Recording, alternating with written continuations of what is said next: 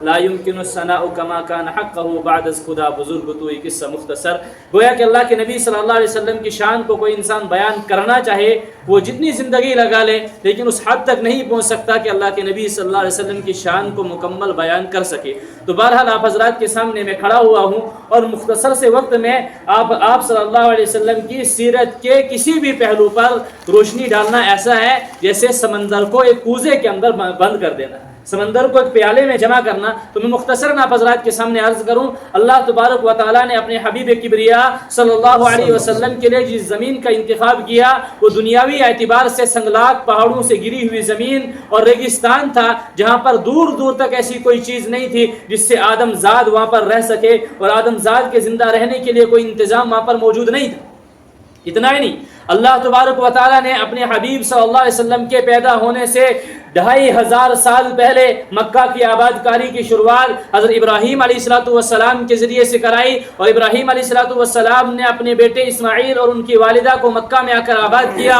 پھر اللہ تبارک و تعالیٰ نے حضرت اسماعیل علیہ السلام کے ایڑیاں رگڑنے کی جگہ سے زمزم کا کنواں مکہ والوں کو عطا فرمایا، جو آج تک اسی طرح چل رہا ہے. اور اس وقت دنیا کے پانیوں میں سب سے عظیم پانی زمزم کا پانی، جس کے لیے ہم ترستے ہیں، جس کے پینے کے لیے، جس کا ایک ایک قطرہ کا پینا ہم اپنے لیے شفا بھی سمجھتے ہیں اور باعث اجر بھی سمجھتے ہیں. اور یہ وہ پانی اس کے بعد اللہ تبارک و تعالیٰ نے اپنے حبیب صلی اللہ علیہ وسلم کے آنے سے پہلے مکہ میں خانہ کعبہ کی تعمیر کروائی، اور ابراہیم علیہ السلام سے اعلان لگوایا، اے ابراہیم ندا لگاؤ لوگوں کو کہ حج کرنے کی طرف آؤ، حج کرو، عمرے کرو. ابراہیم علیہ السلام نے کہا اللہ سنے گا کون؟ کہا پہاڑ پہ چل کر ندا لگاؤ، اور جب تک یہ دنیا قائم رہے گی تب تک آپ کی ندا پر عمل ہوتا رہے گا. ابراہیم علیہ السلام نے ندا لگائی، اور آج تک ہم لوگ عمرہ کرنے کے لیے، حج کرنے کے لیے ترستے ہیں. کتنے لوگ جاتے ہیں؟ اللہ مجھے بھی، اللہ آپ کو بھی وہاں پر لے جائے. اور اللہ کے نبی صلی اللہ علیہ وسلم کو ایسے وقت میں اللہ تبارک و تعالیٰ نے پیدا کیا،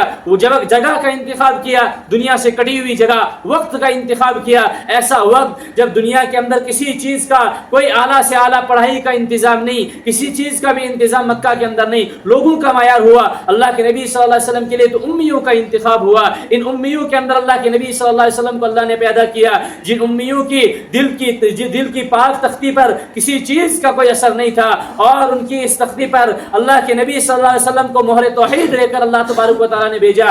اور وہ اس وقت اس زمانے کے وہ لوگ اس طرح اللہ سے کٹے ہوئے تھے کہ توحید کی اماجگاہ، توحید کا مرکز خانہ کعبہ کے اندر انہوں نے 360 بت رکھے ہوئے تھے جن کی وہ عبادت اور پوجا کیا کرتے تھے. اللہ تبارک و تعالیٰ نے ایسے وقت میں اپنے حبیب کبریا صلی اللہ علیہ وسلم کو جناب عبداللہ کے گھر حضرت آمینہ رضی اللہ تعالی عنہا کے بطن مبارک سے صبح صادق کے وقت پیدا فرمایا، جبکہ رات اپنے اندھیرے کو سمیٹ کر صبح کے اجالے کا استقبال ہو رہا تھا. اس وقت حبیب کبریا دنیا میں تشریف لائے، یہ اعلان کرتے ہوئے جس طرح میرے آنے کے وقت رات ختم ہوئی، اجالا شروع ہوا، میرے آنے سے دنیا کے اندر ظلمت ختم ہوگی اور ہدایت کا نور دنیا میں عام ہوگا.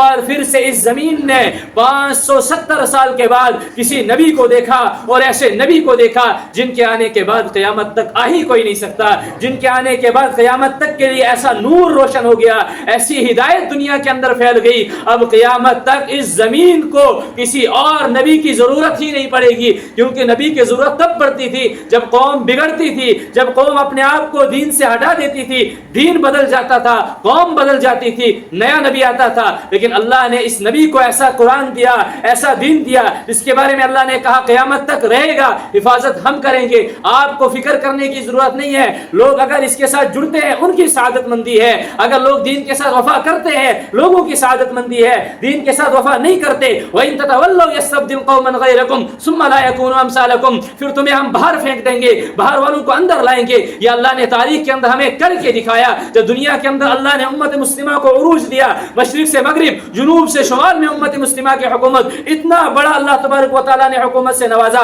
ہارون الرشید نے ایک بادل کو چڑھتے آسمان پر دیکھا جو کسی اور سمت جا رہا تھا. ہارون الرشید نے بادل سے کہا اے بادل جہاں مرضی برس، تیرا خراج تو آخر میرے پاس آئے گا. یعنی جس زمین پر تم برسے گا اس زمین سے جو اناج اگے گا اس اناج کا عشر دیا جائے گا تو میرے پاس آئے گا، اس زمین کا خراج دیا جائے گا تو میرے پاس آئے گا. اتنی بڑی مملکت کا وارث اللہ نے اس امت کو بنایا. لیکن جب امت دین سے ہٹ گئی اللہ تبارک و تعالیٰ نے ان پر تاتاریوں کو مسلط کیا. کیا اور ایک ہی دن میں بغداد کے اندر 14 لاکھ مسلمانوں کا قتل کیا اور مجموعی طور سے 80 سے 90 لاکھ مسلمان تاتاریوں نے ختم کیے. تو لوگوں نے سوچا اسلام مٹ گیا, مسلمان ختم ہو گئے. اللہ نے انہی تاتاریوں کو کھڑا کیا اور دنیا میں اسلام کو چمکایا. ہندوستان میں آنے والی مغلیہ سلطنت انہی تاتاریوں کی نسل تھی اور جو سلطنت عثمانیہ انہی تاتاریوں کی نسل تھی. اللہ محتاج نہیں ہے, اللہ محتاج نہیں ہے, نہ اللہ کا دین محتاج ہے. ہم جڑیں گے دین کے ساتھ ہماری سعادت ہے, ہم کٹیں گے ہماری بدبختی ہے.